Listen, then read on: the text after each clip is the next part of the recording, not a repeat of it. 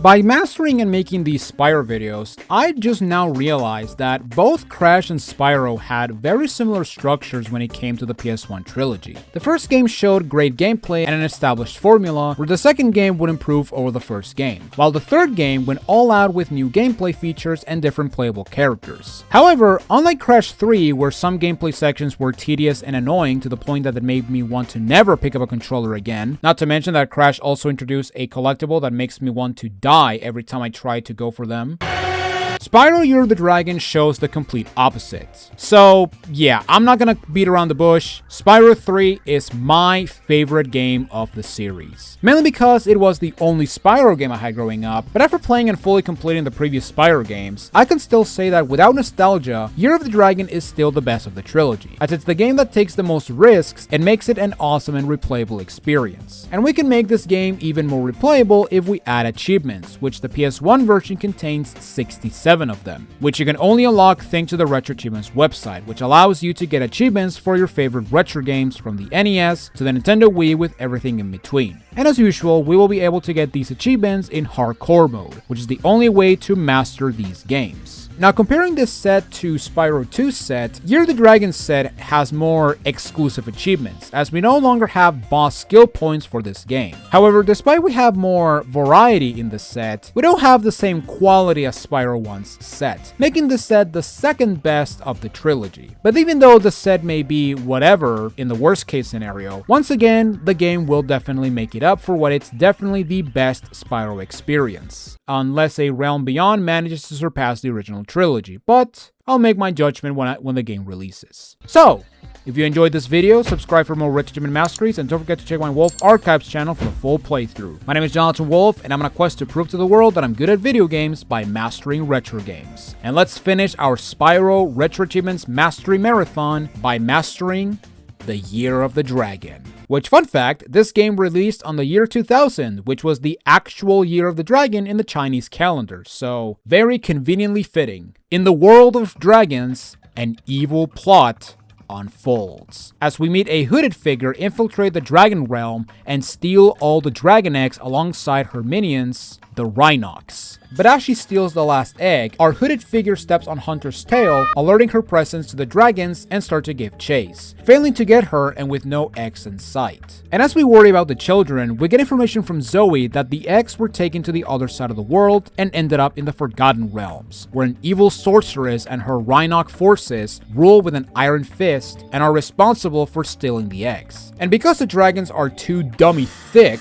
to go into the holes, it's up to Spyro and Hunter to head to the other side of the dragon world and save the children. Now, why the hell is Hunter in the dragon realm? And how did the dragons manage to get dragon eggs, considering that in Spyro 1, we learned that every dragon is male? That's a good question. And so we begin our final adventure as we enter our first hub world, Sunrise Spring, where we once again go through the Spyro formula that has been established since the first game. So in this game, we have our main collectible being the dragon eggs, where we must go through the different levels and rescue them in order to not only save the children, but also restore magic to some portals, allowing access to new worlds that we must explore in order to move on to the next world. And as we explore the first hub and collect some of the dragon eggs, once again it is my duty to mention that these videos will be a general guide throughout the game while getting achievements. So if you want to check my full playthrough of Spyro 3 and other masteries, you can always check my Wolf Archives channel for the full experience. So starting out with Sunrise Spring, we get to once again explore and relearn Spyro's moveset. To save some time, Spyro controls the exact same as he did with Spyro 2. And as a bonus, Spyro also has all three abilities he learned from Moneybags from that game, that being the ability to swim, climb, and the head bash. And as we explore the beginning area and get close to our first portal, we meet with the hooded figure, Bianca, who's the sorcerer's apprentice. Bianca threatens us from being the protagonist and doing our job. Those eggs belong to us now, and I've hidden them in places you'll never find in 1,000 years. Oh my god, bro. Oh, hell no, man. What the f? And speaking of the eggs, besides this very difficult egg to find, we learn to glide again, which then leads into a cave which has the returning ability gates, which, unlike Spyro 2, where we must collect the enemy's souls, in this game, every ability gate is activated from the start, which means that enemies will now drop gems like how they did in Spyro 1. But with the super flight gate, we can super flight out of the cave to get our next egg, we can relearn to swim and collect another egg, and head bash this rock in order to get the final egg of the hub. And as for the gems, because the hub is very condensed, finding all of them is really not that hard, which will lead to the very fast completion of the very first hub world, giving us our very first achievement of the set. Now in this hub world, we also get the return of Moneybags, which apparently takes credit for defeating Ripto and Avalar. But here we learn that Moneybags actually made a deal with the sorceress and he is now working for her, meaning that Moneybags is even more of an asshole. And to prove his asshole-ishness? Is that even a word? I don't know. He now aids the sorceress in trapping endangered animals, as we got a kangaroo trapped in a cage, which Moneybags will release if we pay the fat bastard 300 gems, which, thankfully, we can afford, unlike Spyro 2. So by default, this game is better in every way. And once we pay the bear and get our first Moneybags achievement, we meet with a brand new character, Sheila the kangaroo. After all, I'm just doing my job. Which will not only unlock a brand new level for us to explore, but by entering said level, we actually get to learn about her as well as play as her. Since, like I mentioned at the beginning, for Spyro 3, similar to Crash 3, we get to play as new characters. However, instead of the new character being a gimmick character, since you cannot play as Coco regularly in Crash 3, here every single character has its own movesets. Now, Sheila overall is really basic, as she really doesn't have the same movement tech as Spyro. However, every single new character in this game has a sort of signature move, which for Sheila is the double jump.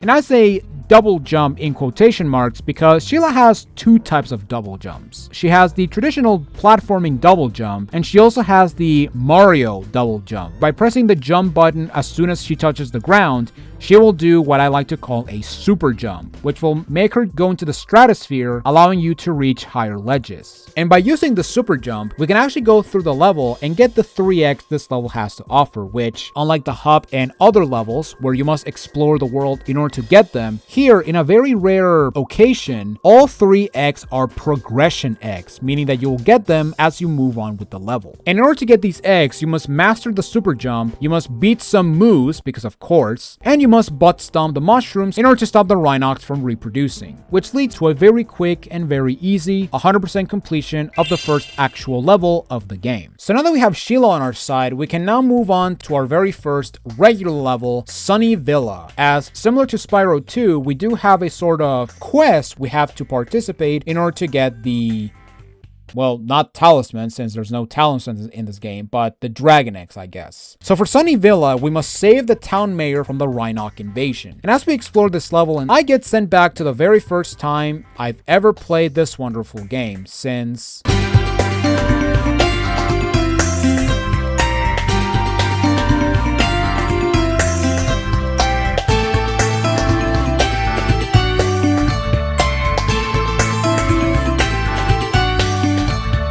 This is, for me, Stuart Copeland's magnum opus, and you bet your ass I'll keep bringing up this OST throughout this video. They pay me for this. Now, something different from this game is that they sadly got rid of the intro and outro cutscenes from Spyro 2, which is a real shame since those cutscenes provided a sort of story about the world before and after the arrival of Spyro, which gave the world more life and also a bit of personality. But in here, we have the return of mostly linear levels where you must reach the end in order to finish the level, in a way similar to Spyro 1. Although, not as linear as that game. We do still have NPCs that will mention the problem that the level is going through, but it's not as important as Spyro 2 since we no longer collect talismans as the ultimate collectible. Now, something very different from Sheila's Alp and the hubs is that these levels also have sub-areas where you can get gems and eggs, which will allow you to get 100% completion of the level. But for this video, I'll talk about the main area of the levels before going to the other sub areas in order to have this video more structured and not all over the place, although I don't make any promises. Starting with the main section, we must reach the end while dealing with big Rhinox that we must flame in order to reach and rescue the mayor.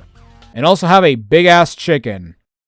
No reason, they don't explain this. And this is why we need cutscenes. After we rescue the mayor, we will get our end of level egg, and the mayor will take the portal back to the hub, as he will help us build a transport that will take us to the next world, as we saw with Sheila once we completed her level. And as for the rest of the area, we can find 2 eggs in the world, where one of them is lying in this ledge, while the other one is on the far away shrine where we must glide our way to it. I love the fact that they combined elements from Spyro 1 and 2 when it came to the dragon eggs, since with the exception of very few orbs in Spyro 2, every orb was timed with doing a minigame, while here you can get eggs by doing minigames but also finding them in the world, which makes exploration more rewarding, in a way similar to Spyro 1. And in this area, we can also burn these trees in order to get our first skill point out of 20. And unlike Spyro 2, where most of them were tied to bosses and speedways, Spyro 3's skill points are all level based, and the way to get the skill points have been changed to make them more tricky overall. Also,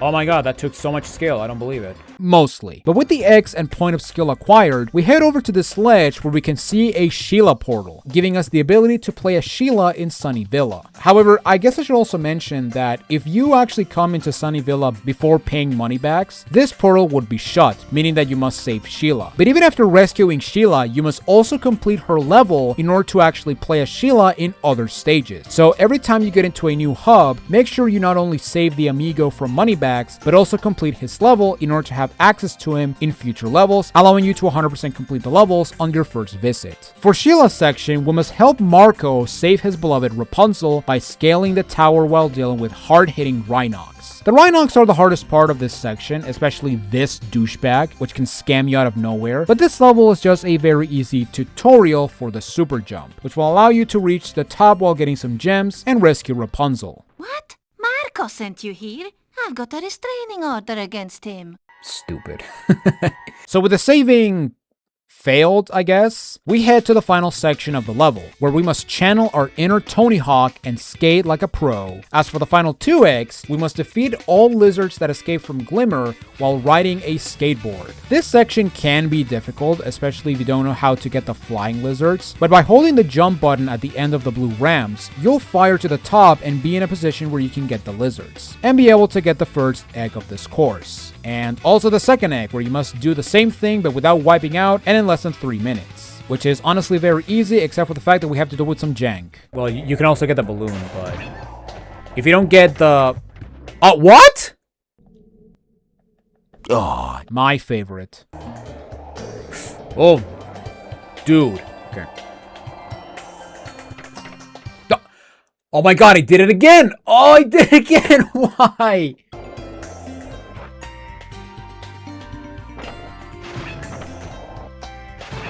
There we go. Jesus. Whoa, that was sweet. Now, even though we got the X and the 100% achievement, we still have 2 things we must get on the skateboarding course. The first thing is a skill point, where we must score 3,200 points. And in order to get these points, we must perform tricks after jumping off ramps, which includes side flips, back flips, front flips, any types of flips, and making sure you land safely in order for the points to actually matter. Now, we will get a tutorial on how to perform these tricks. However, if you know how to perform these tricks, getting the skill point is really not that hard. However, there is an achievement for this course where you must get a score of 5,000, and this one can be very tricky unless you know what tricks give you the most points.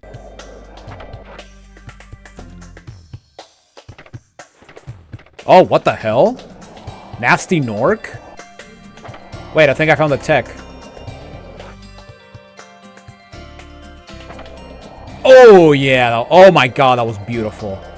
Wow, so one move can give you the skill point in here. That is crazy. Yeah, I think if I repeat that, I'm actually gonna get this.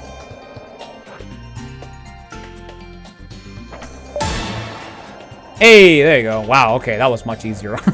So with the beginner test completed, we move on to our next stage, Cloud Spires, where we must help the cloud people restored the cloud generator from the Rhinox. Here we also get the reintroduction of metal-coated enemies, as we have these prima donnas that will strike you with the power of Thor. And in this level, we also get the first instance of moneybags in an actual level, where similar to Spyro 2, we must pay this fat ass in order to proceed with the level, which in this case, we must pay 200 gems in order to activate the bellows in order to get to the end and the egg. And as for the rest of the eggs of the main area, we fight some eagle Rhinox for an egg, backtrack to this point after restoring the cloud generator to ride a whirlwind and platform our way to the next egg. And as for the sub areas, we enter the sun chamber in order to create the sun by flaming 3 sun seeds before they white out, with every seed having a longer path to the cauldron and having to be more faster when it comes to flaming the seeds.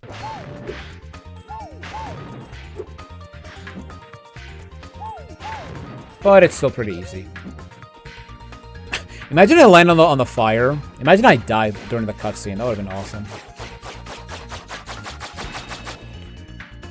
And we created the sun!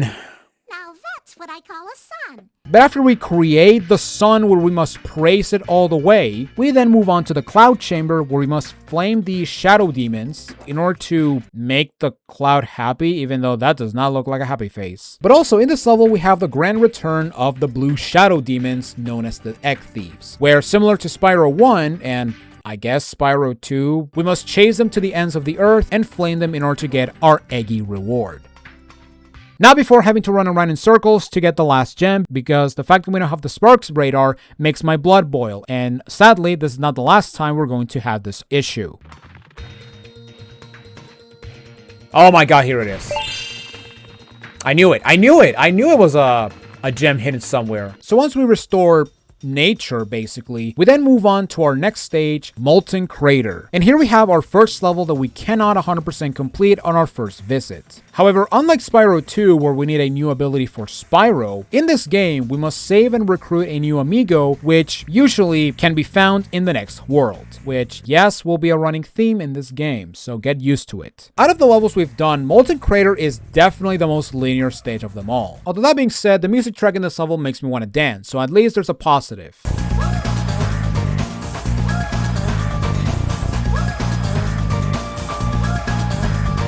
In this level, we also have the very first instance of a locked container, where similar to Spyro 1 and 2, we must find a key in order to open said container. And as for the eggs, of course we have the last one where we have to save everyone from the Tiki Lodge, but we also have an egg which is sitting by the cliff. And as for the other eggs, we must first pay Moneybags 300 gems in order to access the Thieves' Den, where we must chase 2 thieves throughout a course. Now the first thief is very easy, however the second one is very fast. So our Tiki Buddy here helps us by activating the Supercharge, which works in a very similar way to Spyro 1. Although unlike Spyro 1, where you actually must build up your speed, here your speed is the fastest by default. We also get this skill point, which we don't need to supercharge, which I have no idea why they call supercharge the wall, but sure, whatever. So because we cannot 100% complete this world since we need a new amigo, we now move on to the last normal stage of the world, Seashell Shore, where we have our only underwater stage compared to Spyro 2, which had 2. For this level, we must save the seals, which doesn't roll off the tongue as saving the children. And this is just another very easy stage. Although we do have some funny Donkey Kong references, which is pretty awesome.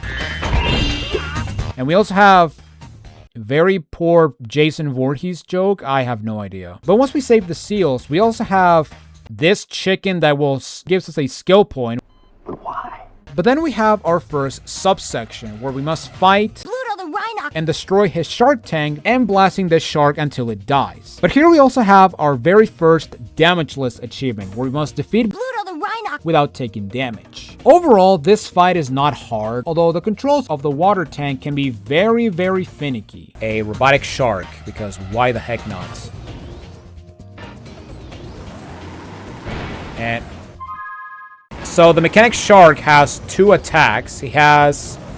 What the hell? Wait, what?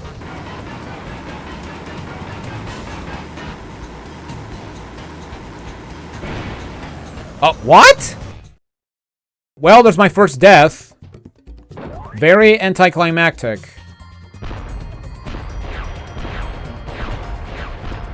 I'm chancing it. There we go. Jesus.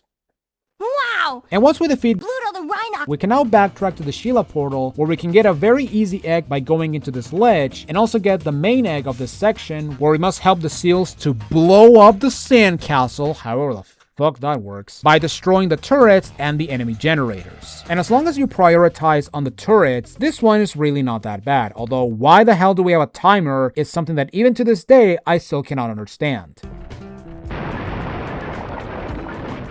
And that guy died. But finally, we have the last sub-area, where we must swim through this speed tunnel while defeating every single Rhinoc and avoiding the landmines in order to reach the egg. This one is really easy, as going up and down is practically impossible. So as long as you hug the walls and hit the Rhinocs as they appear, this one is really not that bad. Although, why the hell you need to kill every Rhinoc to get this egg? That's a good question. So once we finish with the last main level of a world, similar to Spyro 2, we will warp to the end of the hub, where we will see characters finish up a balloon that will take us to the next world of the game. However, before we head to new locations, we go up here and enter our first speedway. Now, unlike the last Spyro games where you just need to do the speedway and get 100%, here we have Sparks telling us all about the speedways and the many different challenges we can do. All 2 of them, but you know, it's plural, so it counts. Also, Sparks talks in this game now. For the speedways, we have 2 challenges we can tackle. We can do the traditional time attack mode, which is the same as every other speedway, where you must get 4 targets in order to not only get all gems, but also an egg if you manage to get them all in one go. Which, for this game, Sparks gives us a recommended route, which is basically the route you take in order to get the egg for free. And because we don't have a skill point or target time achievement for this game, I'll just ignore giving a strategy and just say my route, which for this one was rings, dandelions, spiders, and finally butterflies. But then we have a new type of speedway challenge, races, where you must fly through all rings while finishing a 3-lap course in first place. These races are fun, but at the same time, they can be a bit unfair, since the enemy AI can just be out of reach even if you play flawlessly throughout the race. That said, this first one is not that bad, and as long as you take all speed boosters, this race, which to an extension will apply to all other races, are completely manageable, which will lead to your victory and get our second egg. Although that being said, do not get cocky, because if you miss crossing a single ring, the race automatically finishes and you basically have to do it again. Now before we exit, we do have one more egg to get, and similar to Spyro 2's Speedway Orbs, we must find an NPC that will give us a mission, which in this game's case, we must find Hunter, who will go up against the space farm animals that were a thing from Metropolis.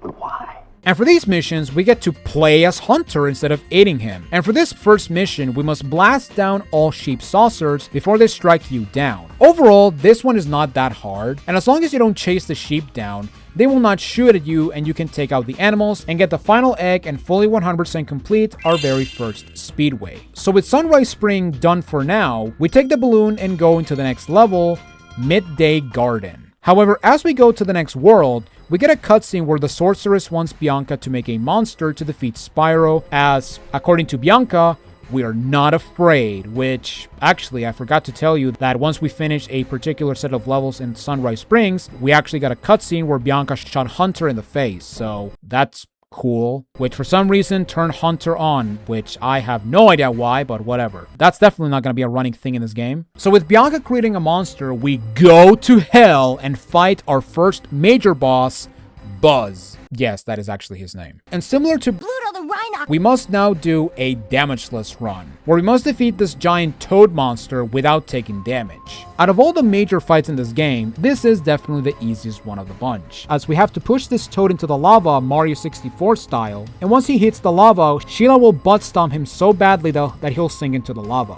And every time you deal damage to him, he'll do a spin attack that you must run away from in order to keep the damageless run active. However, once you deal 2 hits to Buzz, after you push him off, he will activate a fire shield, where you must wait for it to go away before you can push him more, which really adds no challenge except for the fact that it stretches the fight for no reason. And once you hit him twice again, he will not only have a fire shield, but he'll also spew fire. However, by timing your jumps, this fight is overall really easy. And with patience and perseverance, you will manage to beat this very easy fight, damageless, and fully 100% complete the level, and move on to the next hub world. So in Midday Gardens, which has possibly my favorite hub theme of the game,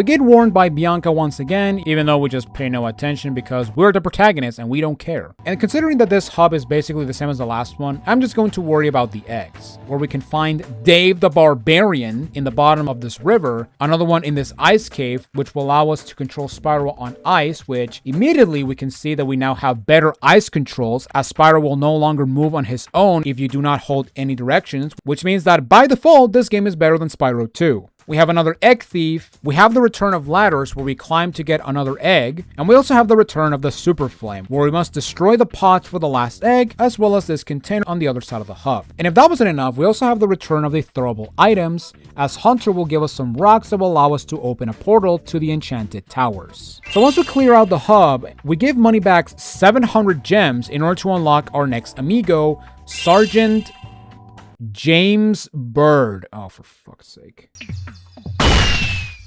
And similar to Sheila, we go to his base in order to truly recruit him to our ranks against the sorceress. Sergeant Bird relies on ranged combat and the power of flight.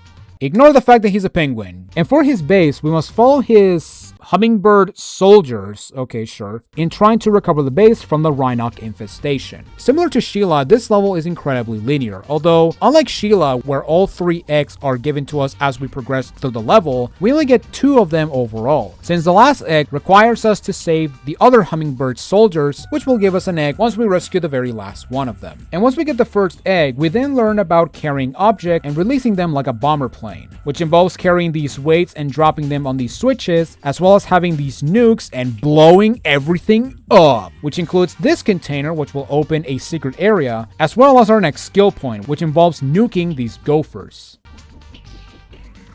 No, it's not down there because I did get everything.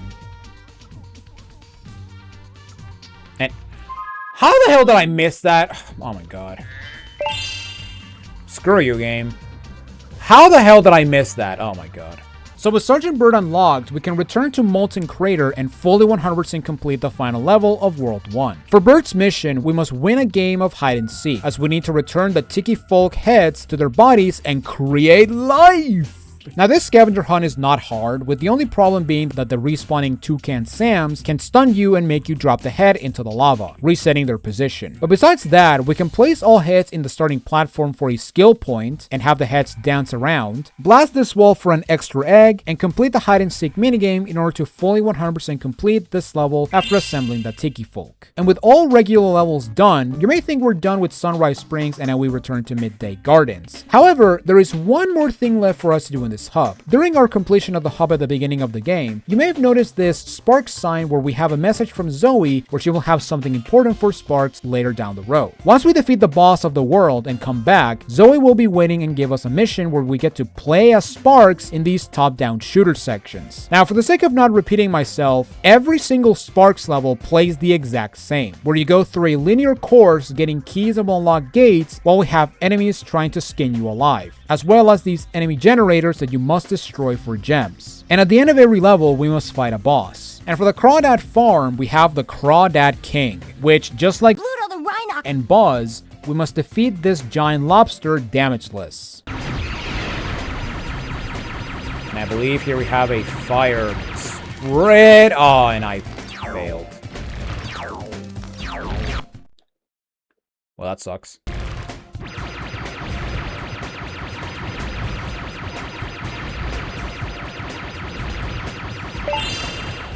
Oh, there we go.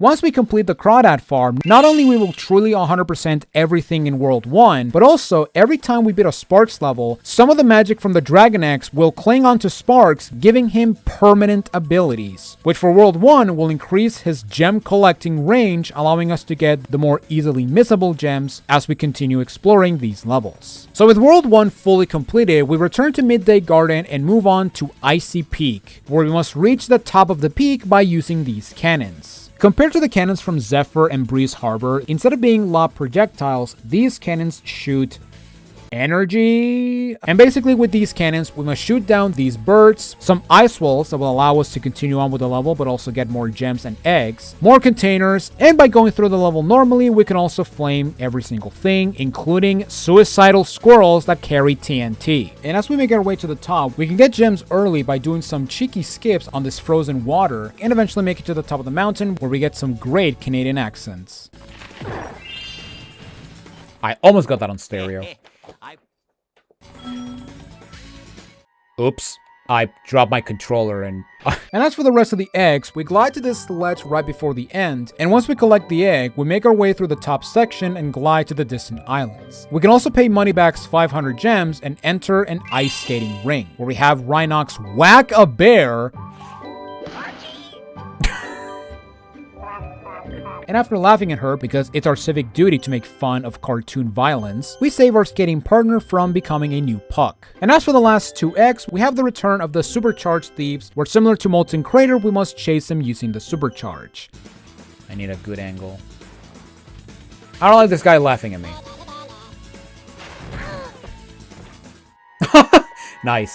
Which will also give you a skill point if you manage to land on said platform. And once we finish the level, we will get a cutscene where Bianca gets attacked by a creation of her own, only for Hunter to get saved, which definitely will not lead to a romance blossoming. I don't know what you're talking about, this is complete nonsense. She is the bad guy. So with that conundrum done, we move on to Bamboo Terrace, where we held the pandas from the Rhinoc harassment so they can collect bamboo for the whirligig that will take us to the next world. And for this level, we have to do something very similar to the ice level from Spyro 2, where we must save the pandas, which will then unlock new paths for us to take and continue on with the level, while the music track tells me to shut up because it keeps shushing me every single time.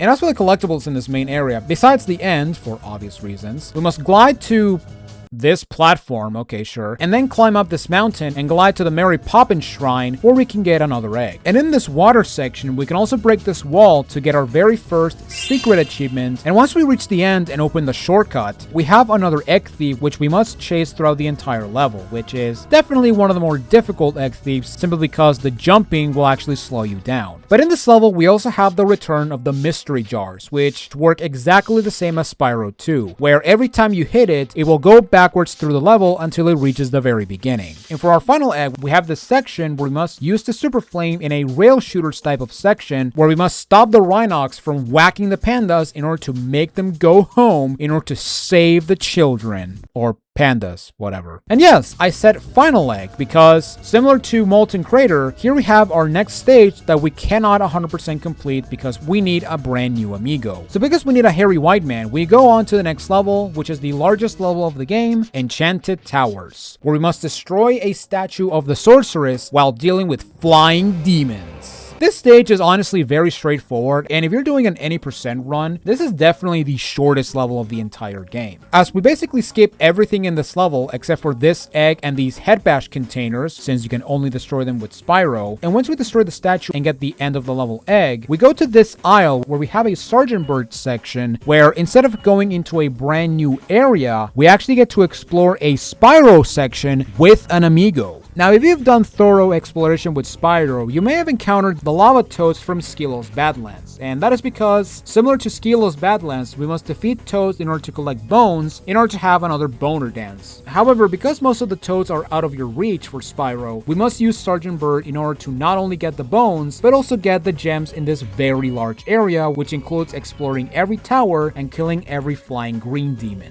And once we witness a beautiful dance, we return with Spyro, and then we move on to the next sections, where we must help this guy rescue his pet dog, Farley. Okay, that is definitely stupider than George. And basically have to play an escort mission, actually very similar to George's section in Spyro 2. However, instead of flaming fish, we now have to spit a ball in order for George to press buttons that will activate platforms that will allow you to take him to the next sections of this maze. Overall, this is not hard, although this part right here can be very tricky because you need very precise movement when it comes to having George go on the platform and you going on the next platform. But once we rescue Farley, which is still a stupid name, we move on to the final section of the level where we have our second skateboarding course. And for the first part, we basically have a tutorial on different moves we can get in order to gain points, which will be useful in order to get the skill point in Sunny Villa as well as a 5k points achievement. And once we manage to pull off every single trick, we will get our first egg. But then we have the second egg, where we must score more points than Hunter in what is honestly a very easy competition, since as long as you build up enough speed and fly up from this ramp, you can do a lot of tricks to the point that you'll not only get this egg for free, but you'll also get the skill point for scoring 10,000 points, as well as the achievement for scoring 12,000 points, which compared to Sunny Villa, it's extremely easy to do, since you now have more room and more space to actually make tricks.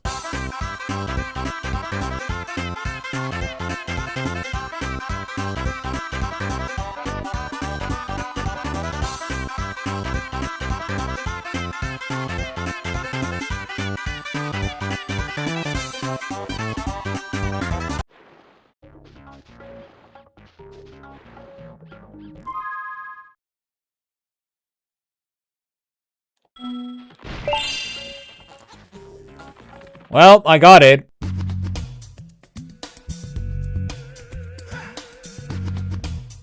We climb to the gate and arrive at a damp swamp. This place is very cool. We help fireflies and light up all 4 candles to fight a weird boss. We also break signs and get a cool point of skill and then get the eggs. We glide to the aisle, platform on trees for an egg, pay gems to a fatty. What a sweet relief. We do get a key. It will open a thick chest. Also get skill point. When the lights are lit, a boss we can now confront. This guy is easy. Charge at the big bombs. Flame or kill the green gators. Checkmate on Sleepy. With Sheila we go to protect some fireflies. Don't let them go boom. Ow! I went boom again. You kick the big rocks and pound the mushrooms with butt. Do this twice for eggs. One path is harder, but just memorize the path and you will succeed. We get the last gems to fully complete this stage. Refrigerator. So with the whirligig ready, we can head to the next world. But first, let's head to the farm and go into the country speedway. For the time attack, my route was rings, trucks, cows, and do the airplanes in a backwards fashion in order to get them on time. And as for the race, we must go against these biplanes in a more difficult course where you must use as many speed boosters as possible. In this race, we also get the introduction of these missiles, which are basically red shells from Mario Kart. And as long as you use them wisely, you'll win the race and get the next egg. And for our final egg, we go inside the barn and have Hunter strap in his jetpack and blast some space cows in order to save the farmers. This mission is very similar to the Hunter mission from Canyon Speedway in Spyro 2, and as long as you don't miss a target, which includes some saucers that can go off screen very quickly, this one is stupid easy, giving you 100% completion on our next speedway. So once we're done with the speedway, we can head over to the whirligig and go into the next world, Evening Lake, where the sorceress yells at Bianca where she complains that the eggs cannot be worth keeping, but then the sorceress tells that without the eggs, there is no magic, and without magic, she'll die, and Bianca will lose all chances on becoming a sorceress. So because Bianca is having second thoughts, the sorceress takes it into her own hands and creates a new monster, leading into what I would consider to be one of the harder bosses of the game,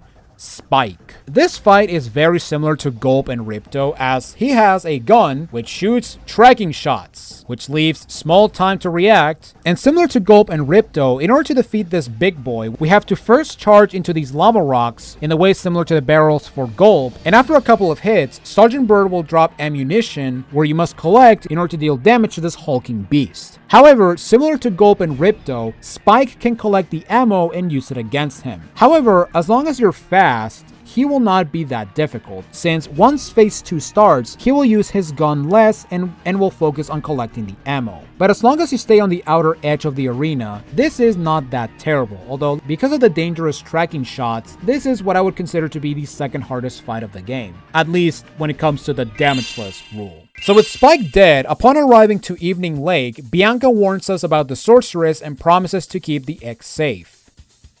We do not listen. And so we explore the simplest hub of the game, mainly because most exploration is underwater and there's really not that much innovation you can do underwater. As for the eggs, we crack this wall open and go inside Monstro to rescue Jonah!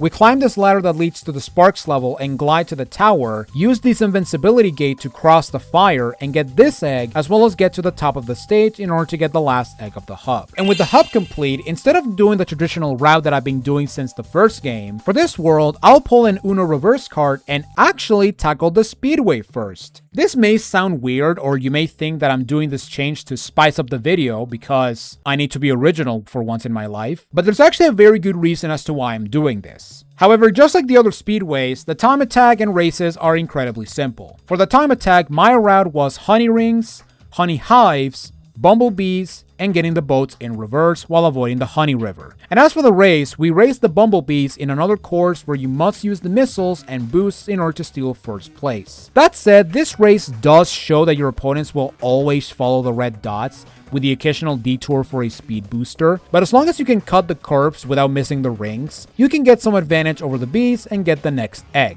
And as for the Hunter mission, we have Hunter drive away from a sheep saucer while avoiding some rocks and logs. Otherwise, Hunter will get abducted and dissected in the name of science and farm animals for some reason. This one can be difficult, but as long as you jump over the logs and dodge the rocks, this one is not that bad. And if you avoid getting hit, you'll get some distance between you and the saucer, putting you out of danger, allowing you to take more hits and grab the last egg of the speedway and fully complete a stage with a sick as hell baseline. Oh my god, it's so orgasmic, I love it.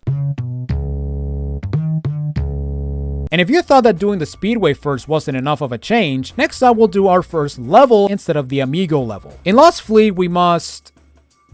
Oh, wait. Someone forgot to change the music. In Lost Fleet, we must aid Crazy Ed by using these cannons in order to blast our way to the center of the ship and collect Ed's treasure. Unlike Icy Peak, these cannons have a lobbed projectile similar to Breeze Harbor and Zephyr from Spyro 2. But just like those levels, for these birds, you can just spam the fire button and eventually get the birds in the crossfire. And once we reach Ed's treasure, we clear out the main fleet and take this invincibility gate in order to swim on the acid water in order to get more gems and the other egg of the main area. You do want to be fast and careful though, since if the invulnerability goes away while you're submerged on the water, it will be an instant death. So don't risk it and you'll be fine. And as for the remaining eggs, we go into the Shark Jaw and help Ed blast some Rhinox submarines by using a sub built from scraps. This minigame is really not that hard, although it can take a while because of the lock-on system. When you have a sub on your sights, 3 green circles will start turning red. And once the last circle turns red, you'll fire a homing torpedo that will destroy the sub. However, trying to keep a lock on is very tricky, especially with these tunnels and sunken ship.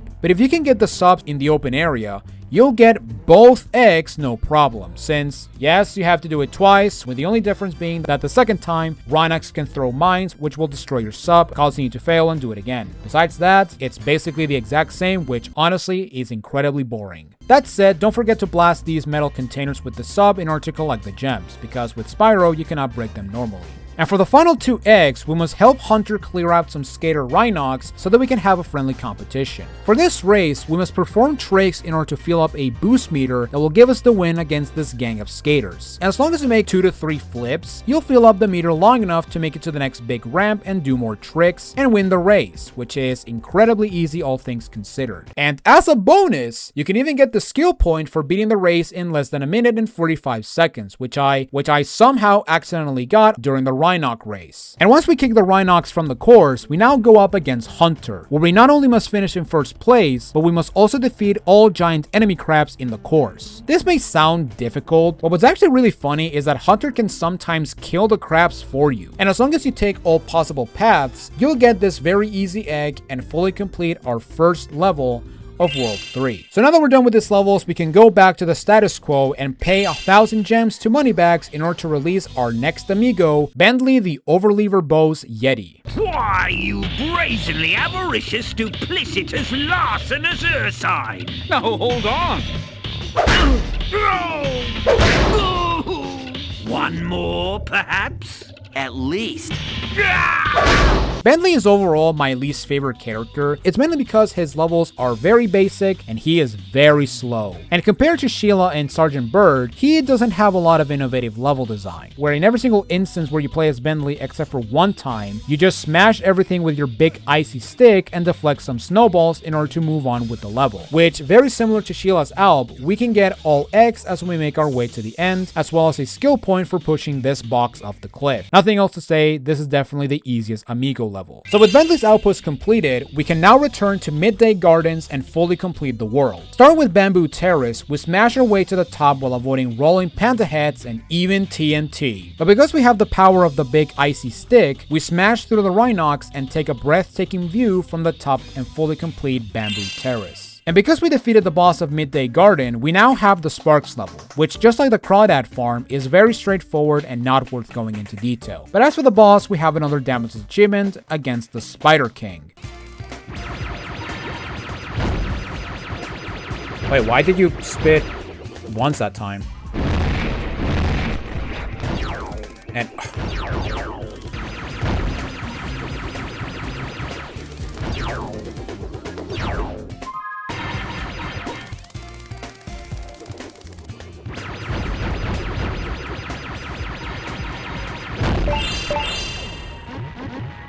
Well, that was stupid. And once you manage to defeat the king and get your achievement as well as the 100% completion, we will finally get the Gem Radar, which works the exact same as Spyro 2, where you must hold all 4 shoulder buttons in order to activate the radar. Finally, no more running around for 5 minutes in the same level to look for one single gem. So with Midday Gardens fully completed, we head into Charmed Ridge, where we must save the fairy princess from the evil cat wizard, Azrael. Oh my god, a Smurfs reference? Are you serious? And this level is a cool homage to Magic Crafters from Spyro 1, as we have these cat wizards who will change the environment and prevent your access to the castle. Yeah, look at that, they erected this platform. Also, we also have a Dreamweaver's callback, as some wizards can stretch up some Rhinox, with the metal ones being a no-no, since you cannot charge into them because they're big, dummy thick. Here we also have Moneybags, where he will convince the cat wizards to operate a staircase for 600 gems, giving us another achievement. And once we reach the castle, we see that we have a Romeo and Juliet scenario where both rulers want to go down on it, but the residents of both kingdoms. Oh my god, so stupid. Let's get the egg and focus on the rest of the stage, shall we? Starting out, we have another mystery jar, and as we chase it backwards, we clear out the unexplored areas, like going into this cave in order to get an egg, but also use the super flame to snipe the cat wizards and make it around this tower for another egg. And here we can also glide from this spot to the impossible tower and get another skill point. And once we get the mystery jar, we go into our first stop area, where we must help Jack reach the golden goose by using special beans in a puzzle very similar to Zephyr, but a bit more involved, as we have these flower and mushroom seeds that will allow you to reach new heights. This one is definitely one of my favorite puzzles in the game, where you must know where to plant what seed. And as you make your way to the top, Jack will somehow catch up, giving us more seeds as well as a golden goose egg.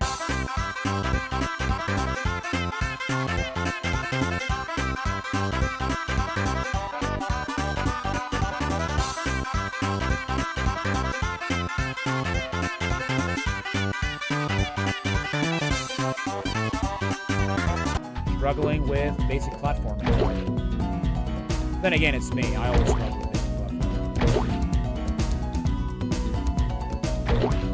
There we go. And that is the ugliest goose I've seen. It looks like a dog. And once we get the eggs and the remaining gems, we go and pay a visit to Sergeant Byrd, where he has an appointment with a friend, as we must help Isabel clear out the church from some cat witches that will ram you if you're not fast on the trigger. Overall, this mission is very easy, but once you reach the final wave, this is where it gets tricky, as you must deal with magic attacks as well as blue goop on the floor. Now you may be thinking, oh my god, this thing is impossible, how the hell am I supposed to do this? Well, if you're low on health, you can destroy these windows for a skill point. So yeah, we can actually get a skill point and get our health back. You did it, James. And there we go. So once we complete 3 regular levels in Evening Lake, once we go back to the hub world, we will see a cutscene of Hunter pushing a switch, which will make him fall into a cage. And this is actually very serious because now Hunter is captured by the sorceress, which means we cannot 100% complete either the speedways or any other level that Hunter is at. So in the worst case scenario, you're not allowed to fully complete Lost Fleet as well as the Honey Speedway. Thankfully, similar to the Amigos, you can actually rescue Hunter after you defeat the next boss. But now we head to one of the most notorious levels of the game. And if you've beaten this game 100%, you already know why. Before starting though, we get blessed by the Ice Fairies, and now have the power of Ice Breath. As long as we stay in this level. The main gimmick of this stage are these sun towers, where it can operate a mirror and shoot a beam of light that will melt everything it touches, which does include enemies like these mammoths. And as we make it to the second tower, we see this snowman that must be melted, otherwise it will keep shaking you for your lunch money, which gives me really bad PTSD from my very first school. Man. If only I had a sunbeam that could melt my bullies. Now that would be metal as fuck. And as we melt our way through the opposition, we use our Ice Breath on Howard here and use him as a leverage in order to get more gems and more eargasmic ASMR. Purr. I don't know why, but I feel really cold. And once we reach the end, we get our end egg and now work on the rest of the eggs. And for the 2 eggs in the main area, we must platform around the central building while using these ledges in order to reach the top of the sun towers and get more gems. And for the next egg, we use this duck in order to climb the middle structure and glide our way to the second sun tower in order to get the remaining gems and the last egg of the main level, which then leads to the 3 extra eggs. But first, let's pay Moneybags 800 gems in order to access the cat hockey minigame. Then again, it's Moneybags we're talking about. And oh my god, what?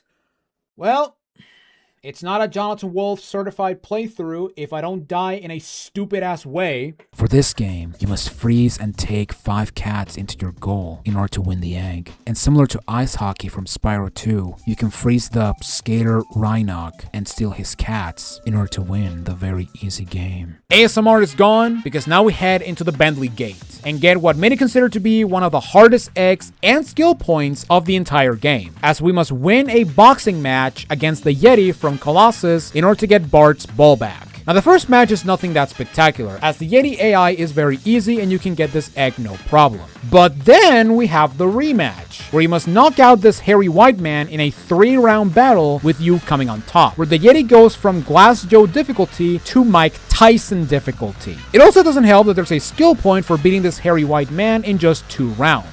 Now, I'm gonna be completely honest, I have no strategy for this fight, with the only exception of just wing it and hope for the best, since the enemy Yeti attacks faster than you and for some stupid reason has more range than Bentley, which is incredibly stupid. But if you just keep getting him into a corner and spamming punches, hopefully you'll win.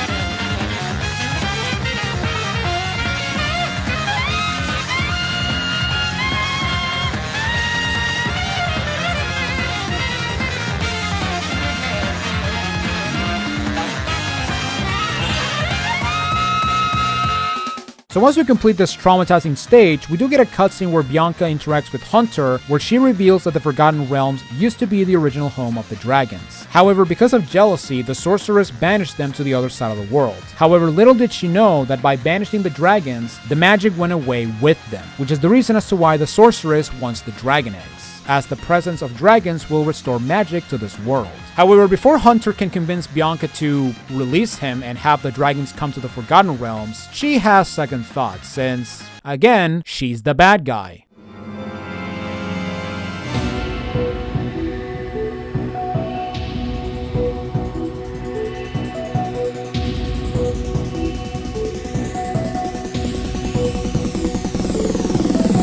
In the orgasmically good fireworks factory, we have the return of Handel and Greta, where we must destroy the sorceress's Wocket by killing ninjas, flaming big guys, and destroying ninjas in a box. Quite literally. And because this released on the late half of the year 2000, guess what movie needs to be referenced?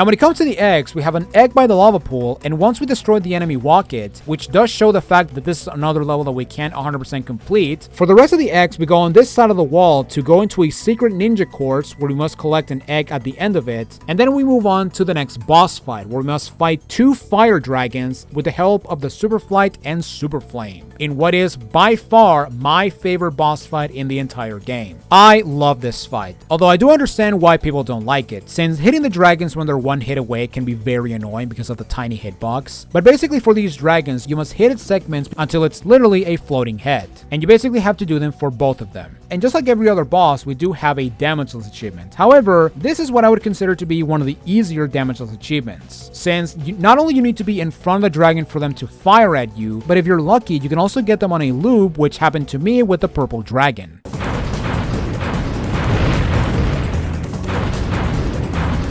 Now that being said, when there's like one body part remaining,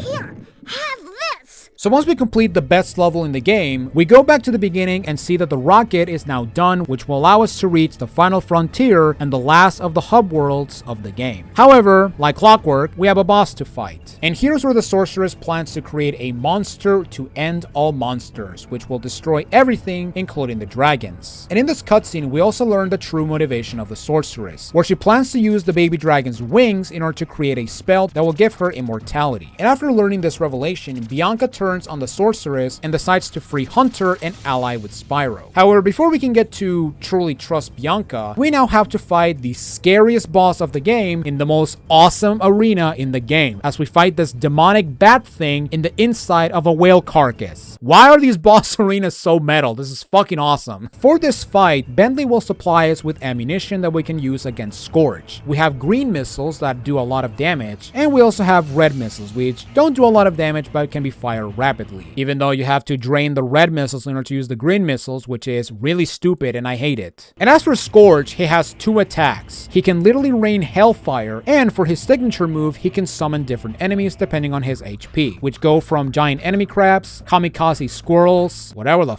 fuck this is, and because yeah, one of them is Buzz. He can actually spawn the first boss of the game.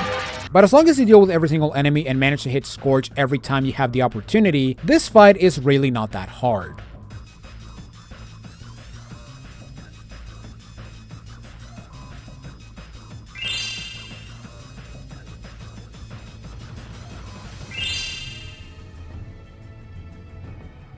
So with Scorch dead, we now move on to the final hub of the game, Midnight Mountain, where Bianca wants to help Spyro defeat the sorceress. And in a way similar to Spyro 2, we must collect dragon eggs in order for Bianca to open a way to the final boss, which in this case, we need 100 eggs in order to access the fight. Now for this level, we have to glide for certain eggs, which includes 3 glide sections. One of them require you to destroy a wall, which is not very creative. We have the return of the egg thieves, and finally we must head bash this area in order to get the final egg and then work on for the rest of the gems. And just like Spyro 2, at this point, if you manage to 100% complete everything for now, you will have more than 100 eggs by the time you reach Midnight Mountain, which means that you can now fight the sorceress the moment you get to the hub. However, similar to Ripto, once you defeat Ripto, moneybacks will go away, meaning that you will no longer be able to get the moneyback achievements. So just like Spyro 2, make sure to play all the levels in order to actually pay the fat bastard because you need the achievements. Otherwise, you have to play the game from scratch, so don't do that. And speaking of moneybacks, we can pay 1,300 gems to this fat ass to free the final amigo of the game, Agent 9. Check this out. Where we can go to his lab, except not really, because we have the return of the professor, except that he has his pencil now, so it makes me sad. My pencil!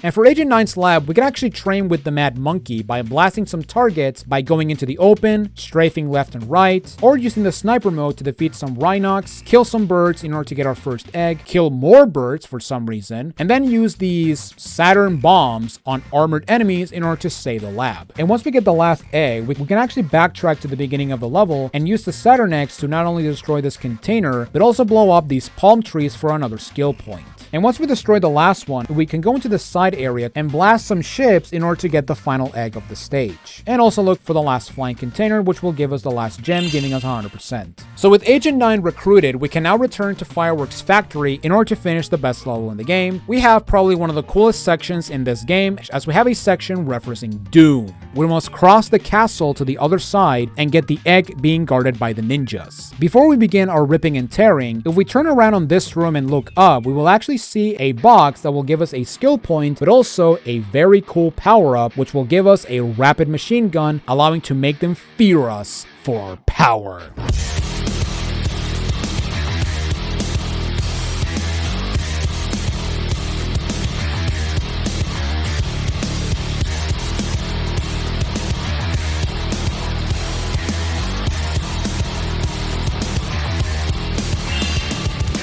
And of course, we also have the Sparks level, which is another very easy stage, except for the fact that I had to once again die because of the damages achievement.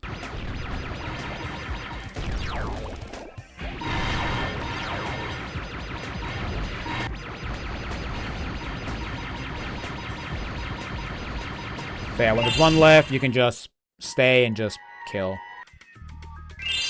And once we complete the level, we get an extra hit for Sparks, meaning that now we have 5 hit points, which is not the best thing in the world, but at the same time, it's a pretty convenient thing. So returning to Midnight Mountain, we go on to the Crystal Islands, where we have magicians turning crystals into enemies, because that is very smart for a place called Crystal Islands, and in a way very similar to Colossus and that magic stage from Spyro 2 that I cannot remember for the life of me. We must defeat the enemies for the magicians to create a path for us after they mention their favorite psychic Pokemon. Abracadabra. Hey, you can only say one of your favorite Pokemon, not 2. And in this gym, we also have another Moneybags appearance where we must pay 1,000 gems. And once we make it to the end, after hearing some very funny turtle noises, we tackle the next X, which involves a slide that has very weird controls. We have the final Bentley section where we must play whack-a-mole with some moles while avoiding the magicians. And for the final portion of this level, we must chase the final egg thief of the game as he escapes on an airplane, where you must use the power of the super flight and some boost power in order to get this egg. And then with the power of the super flight, we must collect the last egg, which includes another locked container which requires a key.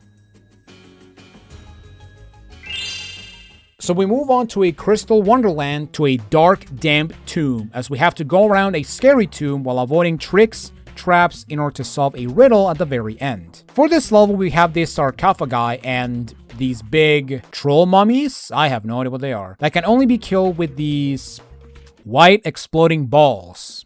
Yeah, I'll go with that. And you want to destroy the sarcophagi because not only they will stop respawning the enemies, but they will also drop gems, as well as the big mummies. We also have this skill point, and as we make our way around the tomb, which you can only do by pressing these switches which will open these timed doors, we will make it to our first minigame, where we must use a hovercraft to defeat some Rhinox after solving a very easy riddle, and have to deal with what is, in my opinion, one of the harder eggs of the game, as these Rhinox are incredibly aggressive and they also do a lot of strategy, which is not something I was expecting in my video game. These games are supposed to be easy. I'm supposed to have a relaxed time on these masteries, god damn it. But once we become the ultimate winner, we have another slide, which is once again very awkward to control, and then we make it to the end of the tomb where we solve the riddle we were asked at the beginning and get the final eggs for Spyro. And as for the final egg, we have the return of Agent 9, where we must complete the 5 trials of Doom, where we must survive 5 enemy gauntlets before we drop dead, with each gauntlet getting more difficult, with the final one having the mummies that require you to pick up the white stones and throw them back at them. Overall, this one is not that hard, since as long as you run in circles on the edge of the arena, these gauntlets are really not that hard. Just make sure that once you reach the second arena, make sure you get rid of the jars and sarcophagi in order to stop the enemies from respawning. And you'll get the final egg and fully complete this very awesome level, which makes me want to play Tomb Raider, honestly. And speaking of Tomb Raider, we move from a tomb to another tomb level, as we now have my favorite world of this hub, Desert Ruins, where we must help Gus rescue his girlfriend Tara from the evil tomb. For this level, I decided to clear out everything on the outside before moving inside the tomb, which does include getting the eggs as well as the Sheila section of this level. For the outside area, we must clear out the giant enemy scorpions and also these furnace robots before they blast you into smithereens. As for the eggs, we have an egg on this cliff and an egg on an acid cave, which will lead to a key that will open the final locked chest of the game. And as for the Sheila section, we have a Crash Bandicoot homage called Crash Kangaroo, which is the funniest gag ever. And here we can also get the final Moneybags achievement of the game. Very well then. The password to...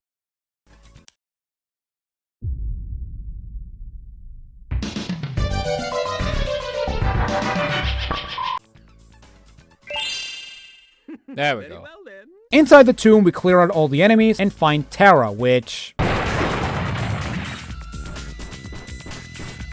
yeah, I think this is the game telling me to just get to the Tomb Raider franchise. And as for the final portion of the level, we go into this water area and have the return of the Manta Ray vehicle from Spyro 2, where this time we must blast these robot sharks in order to get the final egg of the stage. But as we defeat the sharks, we also destroy these metal containers to get the rest of the gems, as well as the seaweed in order to get another skill point. But now we move on to the last level of the game, Dino Mines, where we have Dinosaur Cowboys. This is the greatest level of all time. These dinosaurs can be kind of difficult to deal with, especially since once they start blasting, they are very difficult to avoid, especially these stupid TNT dinosaurs. But if you're fast enough and just go for it, this level is just another simple level. You also want to remember to flame the cacti in order to get some gems, since apparently the cacti are enemies. And right at the start of the level, we do have one of the hardest glides of the game. And once we do one of the hardest glides of the game, we have this underwater mine, you know, it's not called Dynamons for nothing, where we have some seahorses, TNT, and a cracked wall for another egg. And once we free the sheriff and get the last end of stage egg of the game, we head into this giant barrel, I guess, and go into an underwater speed tunnel similar to Seashell Shores. This speed tunnel is much more difficult, since for this one, we not only can move up and down, but we also have to avoid the TNT, the log barricades, as well as the debris. However, in the speed tunnel, we also have 4 seahorses that we must defeat in order to get a skill point. However, unlike the Rhinox from Seashell Shore, every time you defeat a seahorse, it will remain dead until you leave and come back, which thankfully, because the tunnel is not that long, retrying is really not that bad. But now we have the final section of the game where we have Agent 9, in what is, I would say, my second favorite Agent 9 section of the game. As for Fireworks Factory, we had a Doom section, we now have a Rail Shooter section, as we must go through this town and defeat the Bailey Gang.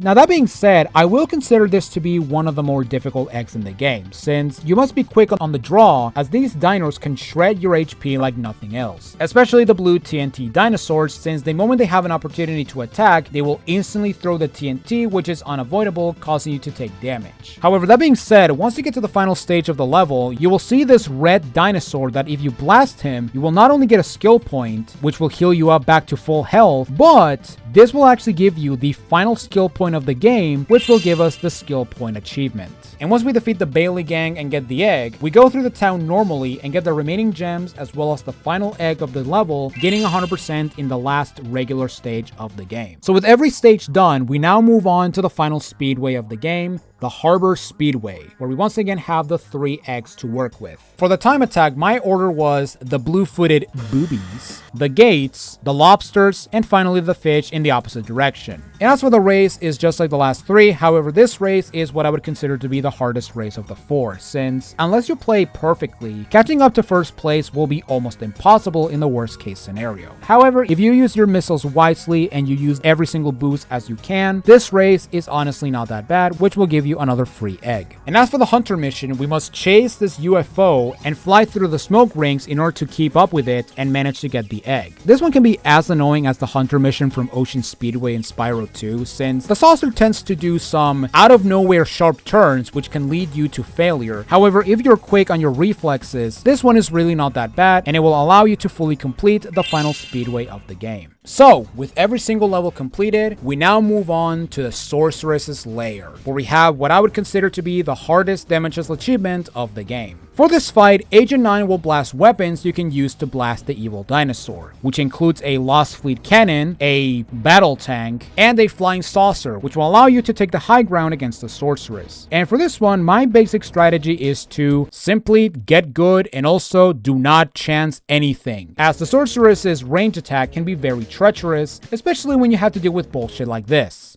Yeah, this fight can be kind of difficult just because of the randomness of where she goes. And, what?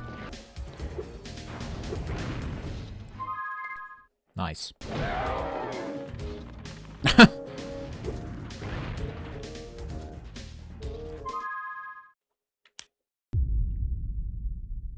Okay, sure, whatever. But as long as you take your time and you also time your hits, which will allow you to do some extra damage in the best case scenario, we will defeat the sorceress and get the damageless achievement. If you get close to her, get out of the UFO because, yeah, you don't want to risk getting hit by the AoE. Alright, so I think we got 2 more hits, 1 more hit.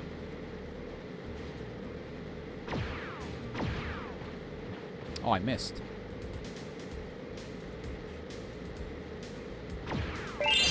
Hey, there we go. And we got George. So once we defeat the sorceress, we will have a very funny reference to Spyro 1 with the interview. We will also have Spyro running around trying to find Hunter, which will give us the return of the GOAT Elora. I'm a fawn, you dork. GOAT as in greatest of all time, Elora. Please don't get mad at me. And we then see the revelation that Bianca and Hunter are now a couple, which, yeah, that's definitely not gonna be a fetish for anyone. However, in a way similar to Spyro 1's normal ending, here Spyro does mention that we still must get the remainder of the eggs, which means that even though we defeated the sorceress, the adventure still continues. So once we watch the cool credits for the 4th time, we return to Midnight Mountain where we see Moneybags just chilling in the middle of a bridge, okay. And he'll tell us that he'll try to sell an egg back in Avalar. But because we don't want to have an uncompleted side file, we chase this fat ass and finally take revenge on this greedy motherfucker. This is the most cathartic moment in the entire Spyro franchise, and it's not even close. So once we get this fat ass what he deserves and the true final egg of the hub, we now go to the final Sparks level, where we have the Buckbot Factory, which is just another Sparks level, which once again, I have to sacrifice my power-up for the damages achievement because god damn it. And now we have the boss. We have the Metapede. And unlike the Fireworks Factory boss, they will not. The body parts will not heal, so at least there's that. But yeah, if you don't screw up like I did and you have the scatter shot, this is honestly the easiest boss of the Spark. This is honestly the easiest Spark level. So yeah, that's it. And once you defeat the last Sparks level, we get what is by far the most useless upgrade, since now Sparks has the ability to destroy any container, which is incredibly useless since we've basically 100%ed every single level up to this point. Although we do get the ability to warp 20 levels, so at least there's that. But now that we have every single egg and every single gem, we can now head to this faraway island and access the true final level of the game, which I forgot to mention when talking about Midnight Mountain, but oops. The super bonus round is basically the equivalent of Nasty's loot, but better in every single way. As soon as we enter the level, we have Bianca telling us that this is the sorceress's treasure room, but some thieves have been getting all the treasure and keeping them for themselves. And basically for this level, we must get a bunch of treasure. And it's encouraged that you do so, since by getting the treasures, you will unlock certain doors that will allow you to get not only more treasure, but also get to the true final ending of the game, similar to Spyro 1. So for the first section, we must defeat a bunch of thieves, and once we get enough gems, we will unlock the first section of the level where we have to use a submarine and destroy more submarines similar to Lost Fleet, except that this time we don't have mines to worry about, and yeah, this one is pretty easy. I have no idea why they brought this back. But that's okay, because I guess they wanted to save the frustration for the next part as we move on to what I would consider to be the hardest skateboard minigame of the game, since we now have to race a bunch of Yetis and win the race. I will say with full confidence that this is, without question, one of, if not possibly the hardest section of the entire game, to the point that I would agree it being the hardest after my first playthrough. However, as long as you prioritize on doing flips and just winning the race, this race is honestly very simple. And thankfully, you don't have to do tricks at every opportunity, since by doing tricks at the beginning ramp and the middle ramp, you'll actually have plenty of time to build up boost meter, allowing you to win the race no problem.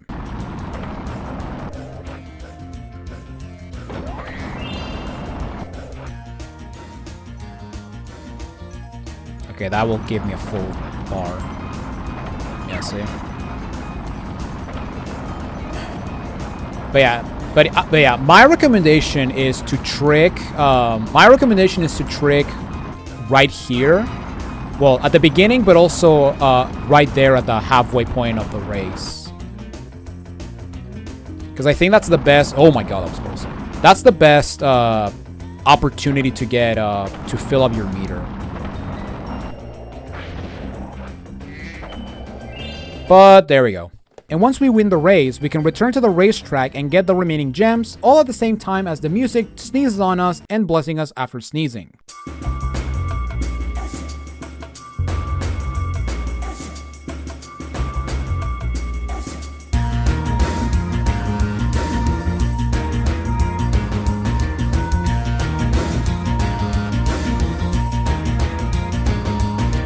And with the skateboard cleared, we move on to the last section of the level, where we must use the power of the Super Flight and Super Flame and blast some sheep saucers, which is very easy as long as you don't hit the death trigger in the bottom. And once you collect every single gem, we will have access to the final area of the game, where the sorceress somehow returns, and we now have to fight the true final boss as we use Bianca's saucer to defeat the sorceress in what is honestly the most disappointing fight in the game, to the point that I'll say that Ripto's third phase was actually harder. I would honestly say that this is, without question, the easiest boss fight in the entire game. Easier than the fire dragons, easier than Buzz, easier than everything. And yeah, as you saw, I just first tried her. Yeah, this fight is stupid easy. But there it is! There it is! We got yin, we got yang, and we can call it time. The end. In terms of quality, I'll give this set an 8 out of 10. Compared to Spyro 2, we have more original achievements that are not tied to the skill point system of the game. And we do have more extra achievements like the secrets in Bamboo Terrace and Charm Bridge. And even though we have damages achievements for every single boss in the game, with the exception of Spike and the Sorceress's first fight, every boss is very easy and can be managed no problem. For the most part. Now, despite the fact that I gave this set the same rating as Spyro 1's set in terms of quality, I will say I do prefer the Spyro 1 set just because we had more variety when it came to the extra achievements, since not only we did get stuff like boss achievements and target time achievements for the speedways, but we also have level-based achievements like in Terrace Village or Twilight Harbor. If this game had target time achievements for the speedways, maybe I would be singing a different story and increase the rating. But as it is right now, the Spyro 3 set is good. In terms of difficulty, I'll give this game a 7 out of 10. Despite the fact that I died more than Spyro 2, most of my deaths were restarting the Sparks bosses because I didn't want to do a Dark Souls run back just to try again because of my hubris. But besides the bosses, I do love that we got a sort of return to the difficult platforming that Spyro 1 had instead of having a bunch of same minigames just to get the collectibles of the game, as you now get rewarded for doing intense platforming and finding secrets, whether it's Dragon Eggs, gems, or even skill points. And as for fun, this gets an absolute 10 out of 10. Like I said at the beginning of the video, this is my favorite game of the trilogy. And even though I do understand why people prefer the other two games because of their simplicity, unlike Crash 3, the new gameplay mechanics in Spyro 3 add more replayability for me and deliver what is the best collectathon experience of the PlayStation 1. And as for the hardest achievement, because of the precise shots and having to wait for more waste of dealing attacks, not to mention the scary fireballs and very annoying and inconsistent hitboxes, I'll give Bested Sorceress for defeating the first Sorceress fight without taking damage.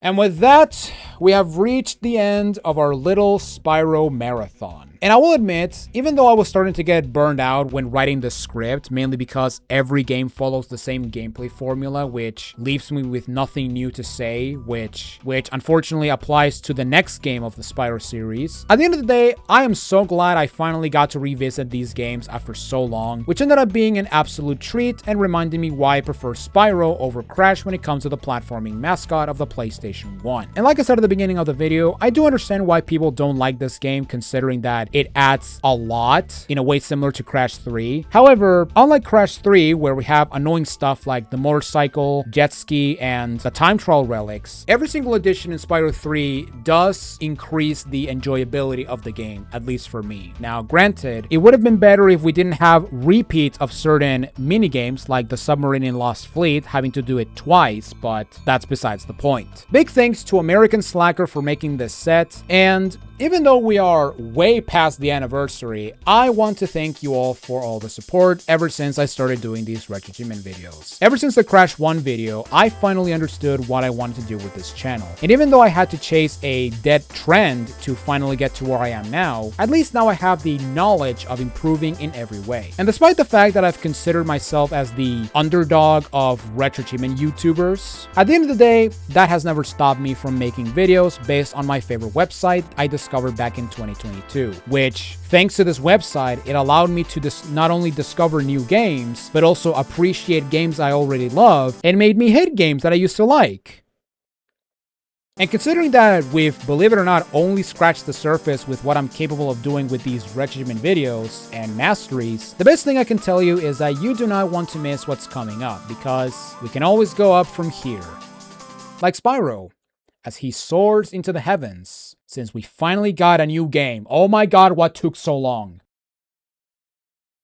Thanks for watching this RetroAchievements Mastery video. If you enjoyed this video, be sure to leave a like, and if you want to see more RetroAchievement Masteries, be sure to subscribe and ring the bell to get notified on future masteries. For our next game, we take a small break and master a short but sweet Super Mario 64 ROM hack as we dive into the Slideverse, which answers the question of what if Mario 64 was nothing but slides, in what is a very cool ROM hack. And then after that, we'll tackle our very first multi-console game, where we must master different versions of the same game in a way similar to Toy Story 2 and Alien Trilogy. And in case you're wondering, no, Spyro does not count. Ladies and gentlemen, thank you all for watching this video. I'm Jonathan Wolf, and I will see you all in my next Retro Achievements Mastery. Later, Retro Achievers, and take it easy.